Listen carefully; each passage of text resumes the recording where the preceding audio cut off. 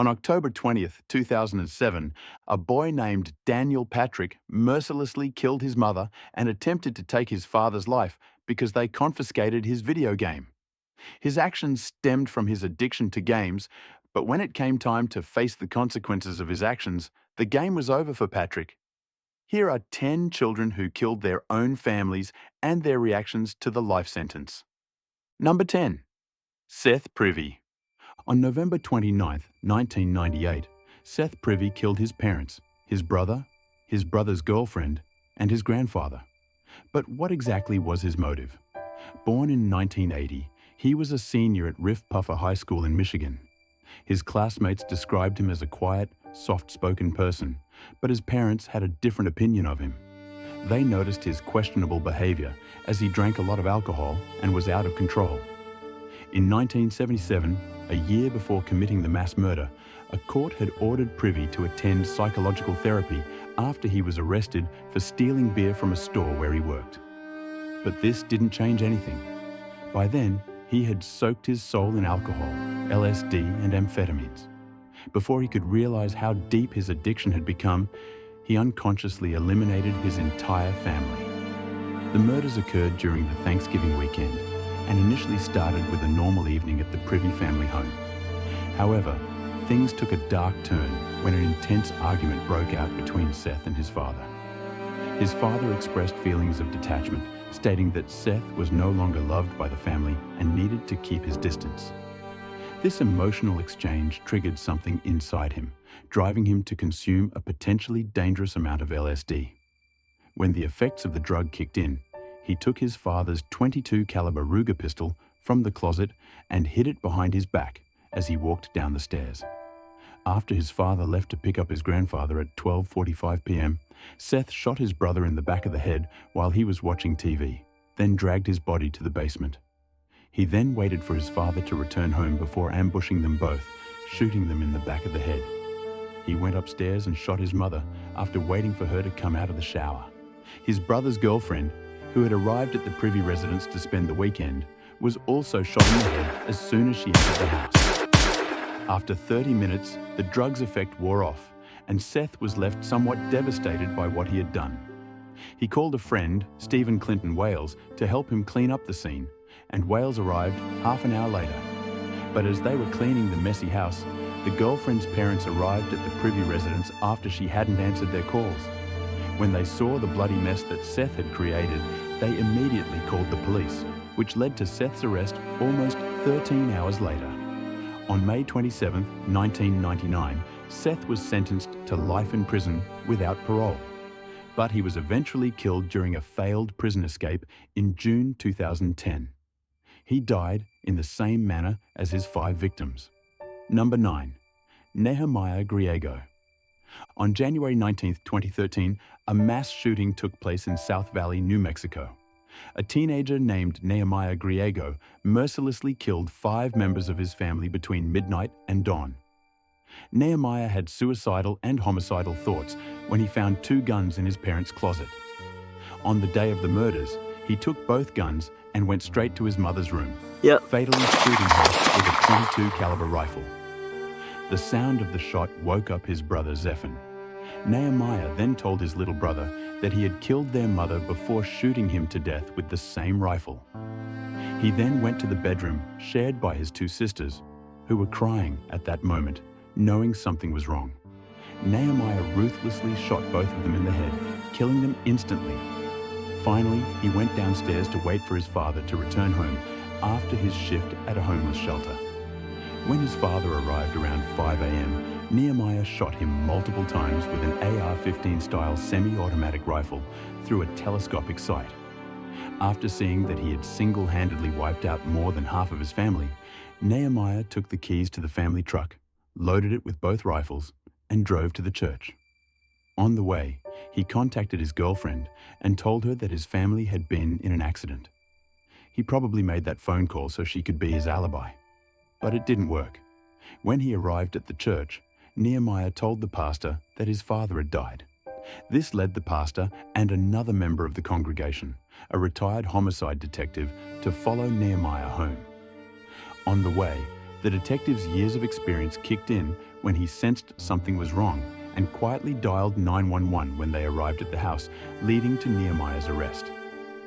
Nehemiah was a minor, and according to the laws, he could not be sentenced to death or life without parole. So for the first few years, his case was somewhat stalled. Initially, he was sentenced as a minor to a juvenile detention center. But this ruling was overturned to 3 simultaneous life sentences plus 7 consecutive years. For the most part, he remained silent. But after his sentence, he apologized to his family. Number 8. Sierra Hulseth. This was Sierra Hulseth's reaction after being sentenced to life in prison for murdering her own father. On April 9, 2021, Sierra and her boyfriend Aaron Guerrero conspired to murder Sierra's father, Daniel Hulseth, for trying to end their romantic relationship. It all began in 2011 when Sierra's mother, Elizabeth Helgelian, accused Hulseth of abuse, which led to their divorce. At that time, Elizabeth was granted custody of Sierra. However, after a dispute in 2020, he regained custody of his daughter. But it also marked the beginning of his end. While living with Hulseth, Sierra met Aaron, whom she fell in love with. The duo started dating in June 2020, but just 8 months into their relationship, Hulseth forbade his daughter from seeing Aaron after it was discovered that she was planning to run away to start a new life in Los Angeles.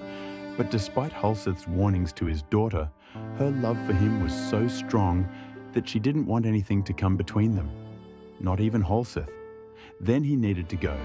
The first part of their plan involved stealing money from Hulseth's joint account with his ex-wife.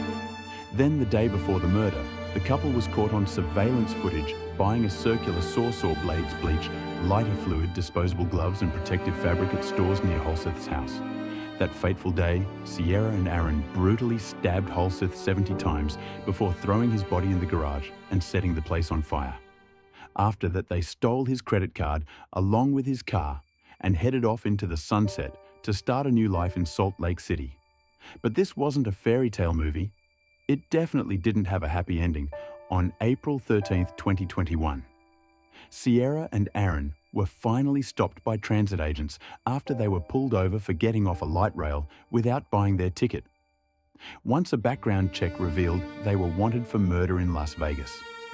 Both were detained, and it was the point where things got hot. Police found murder vlogs of Sierra and Aaron on their phone.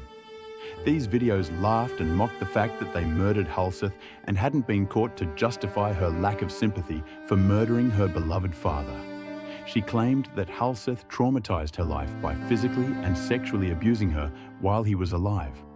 While no one knows if these claims are true, they were sentenced to life in prison with the possibility of parole after 22. Music years. Number 5. Zachary Davis, UK mother. Why did you kill her? Music. On August 10, 2012. Zach Davis, in a frenzy of madness, murdered his mother with a sledgehammer and tried to burn down his house while his older brother was still inside. Zachary was a quiet boy who clearly had a history of mental illness when his father, Chris Davis, died of amyotrophic lateral sclerosis in 2007. Zachary, who at the time was only 9 years old, became mentally ill. This was compounded by the fact that his mother took him out of therapy. The family moved to Sumner County, Tennessee, to move on with their lives. Or at least, that's what they thought.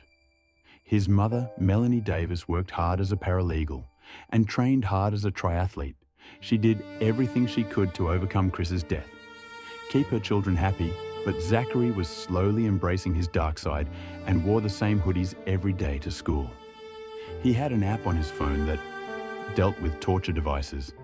His notebooks were written with such disturbing anecdotes as, "You can't teleport clothes," notebooks, a toothbrush, gloves, a balaclava, and a hammer in his backpack. From the outside, it might have looked like Zachary was going to run away from home, but on the inside, something much more sinister was at play.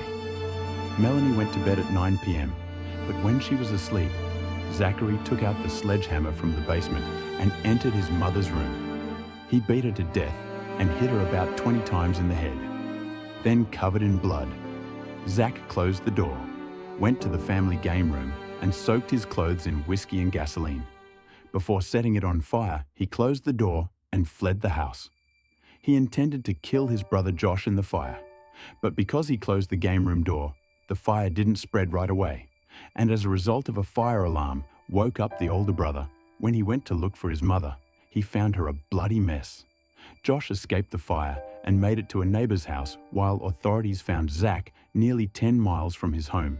In a confession recorded on video presented as evidence, Zachary Davis eerily explained how the voice of his late father ordered him to kill his mother. When a detective asked him in his confession if he could go back in time, he wanted to carry out the attack.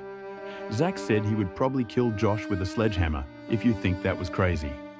This guy literally laughed when he described how big and heavy the murder weapon was. He also laughed during an interview with Dr. Phil while describing the sound the sledgehammer made when it hit his mother's music head at the time of his trial. He tried to blame the murder on his brother. Yes, he actually did. The claim surprised even his defense attorney, who openly admitted that Zachary Davis killed his mother. It was obvious that this kid wasn't well, but neither the judge nor the jury were convinced to give him a reduced sentence. Zachary Davis was sentenced to life in prison with the possibility of parole. He barely spoke during the trial, but from the expression on his face, this guy wasn't bothered by the verdict. Number 6, Sarah Johnson of Murder of Guilty, Music, on September 6, 2003. Diane and Alan Scott Johnson were shot to death in their home. The perpetrator of the act was their daughter, Sarah Johnson, born on January 24, 1987. Sarah was once Daddy's little princess. Her parents spoiled her with luxuries and gave her everything she wanted.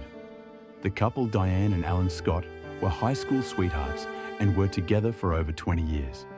They had a 22-year-old son named Matt, while Sarah was only 16 at the time. She was an outstanding student at Wood River High School in Haley and was quite popular. The Johnson family lived a perfect and happy life until Sarah fell in love with an illegal US immigrant from Mexico, 19 years old, named Bruno Santos, who was also a member of a drug trafficking gang before meeting her. He took advantage of young girls in the area, and this made the once sweet father-daughter relationship turn bitter. Alan Johnson went one day to Santos's house and threatened to report him to the police if he didn't stay away from his daughter. At that moment, Aiden had discovered that their relationship was sexual, which meant that Santos could be charged with statutory rape and sent back to his country. Sarah became increasingly rebellious, fighting with her family over Santos, and even having sex with him when her parents weren't around. One night, Sarah lied, saying she was going to spend the night at her friend's house, but in reality, she went to spend the night at Santos's place. When her father found out the next morning, he went to pick her up and locked her in the house indefinitely. Was that the right move? Who knows? But what happened next changed the family's life forever. On September 2, 2003, Sarah took the murder weapon, a .264 caliber Ruger rifle, from the guest house, entered her parents' bedroom, and mercilessly shot her sleeping mother in the head. She then went to the bathroom and shot her father in the chest. After committing both murders, Sarah ran to a neighbor's house, completely clean and without a drop of blood on her, called 911, and told the police that an intruder had shot her parents. The initial suspect was Santos because he was a gang member, but later, DNA evidence and her inconsistent stories betrayed Sarah. She was found guilty of murder, and days before her sentencing, Sarah addressed the court one last time. On March 16, 2005, Sarah was sentenced to life in prison. Prosecutors did not pursue the death penalty due to her age. After her sentencing, a psychologist analyzed her behavior and concluded that she definitely seemed a bit out of place. On March 19, 2013, in Springville, New York, a boy named Dean Schumacher was babysitting his girlfriend Ashley Smith's children while she worked at a restaurant. When the night ended, one of her children was found dead, and Schumacher was arrested for killing him. What's the story behind this murder case? Well, to start, Dean was living with his mother when he met Ashley, and they started dating. At that time, Ashley was 18 years old, 2 years older than Dean, and she also had 2 children from a previous relationship. Over time, Ashley could no longer afford rent, and Dean's mother agreed to house her and her 2 children. But, my friends, that was probably the biggest mistake she ever made. Once they moved in, Diane became violent with one of her children, mistreating the child by slamming his head against the floor during diaper changes. He would place a pillow over the child's head and hit him repeatedly, and at other times, he would slap him at any moment. These repeated actions over and over again left severe brain damage in the child. On March 19, 2013, Diane went to extra lengths to harm the child during the night. By dawn, the child had died, and when the police arrived, they took Diane in for questioning. He confessed to hitting the child on the head, and an autopsy report revealed that he indeed died from a severe brain injury. This led to Diane's conviction during his arraignment in 2014. Diane also made a phone call to his mother, talking about his plan to use his age and appearance as a white high school student to sway the jury in his favor. But it didn't work. On the day of his sentencing, Schumacher tearfully addressed Ashley Smith, his girlfriend, apologizing and expressing his love for Austin and his regret for what happened. He was sentenced to 25 years to life. He cried uncontrollably as he was taken out of the courtroom. However, the appeals court decided to reduce his prison sentence from 18 years to life, which means he could be eligible for parole in 2031 after serving 18 years behind bars. Daniel Patrick was speechless. That was his reaction during his sentencing for murdering his mother and attempting to murder his father over a video game dispute. Born on August 24, 1991, Daniel lived with his parents in Wellington, Ohio. His father, Mark Patrick, was the Pentecostal minister at the New Life Assembly of God, and his mother was named Susan Patrick. The Patrick family had a normal life, while Daniel showed signs of mental instability during his teenage years. However, after Daniel suffered a devastating skiing injury, his once healthy relationship deteriorated. Daniel was confined to the house while he recovered from the injury. During this period, a friend introduced him to the Halo game series, which is particularly known for being violent. Daniel played this game for approximately 9 hours every day. It got to the point where his father took the game away due to its violent nature and locked it in a safe, which also housed a Taurus 9000 pistol. When his mind was already accustomed to the violence represented in the game, Daniel decided it was game over for his parents. On October 20th, 2007, approximately a week after the game was confiscated, Daniel found his father's key to open the safe and stole both the game and the gun. Around 7 p.m. on the day of the incident, Daniel approached his parents while they were sitting on a couch. He told them to close their eyes and then brutally shot them both in the head. Daniel placed the gun in his father's hand to make the crime look like a murder-suicide. Unfortunately for him, his sister and her husband arrived at the house intending to watch a baseball game with their parents. They arrived 2 hours earlier than expected, which caused Daniel to panic. He denied them entry, but they forced their way in, only to be met with the traumatic scene of the murder.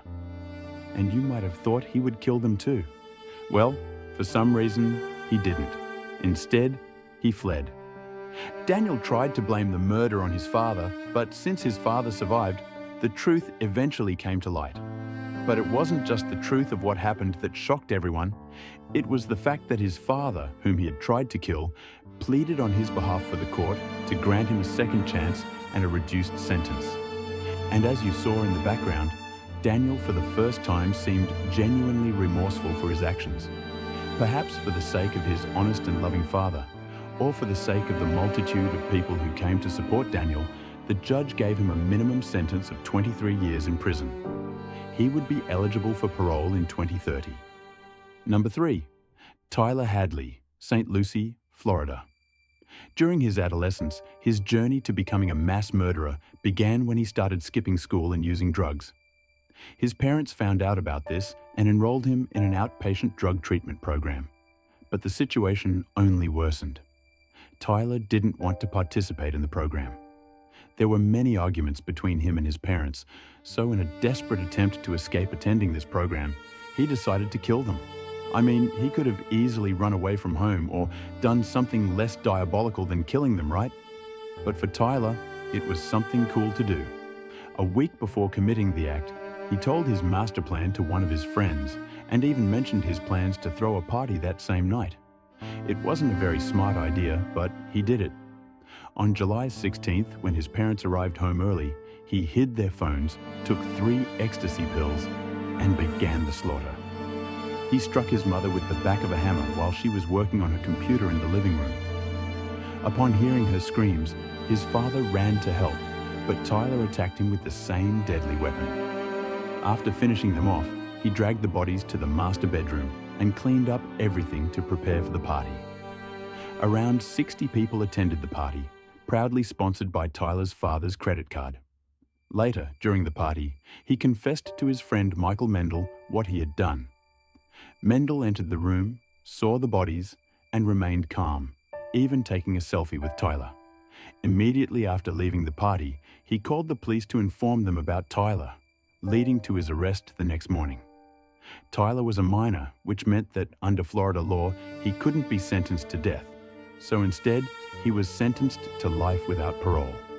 After hearing his sentence, he simply nodded, stood up, and was taken out of the courtroom.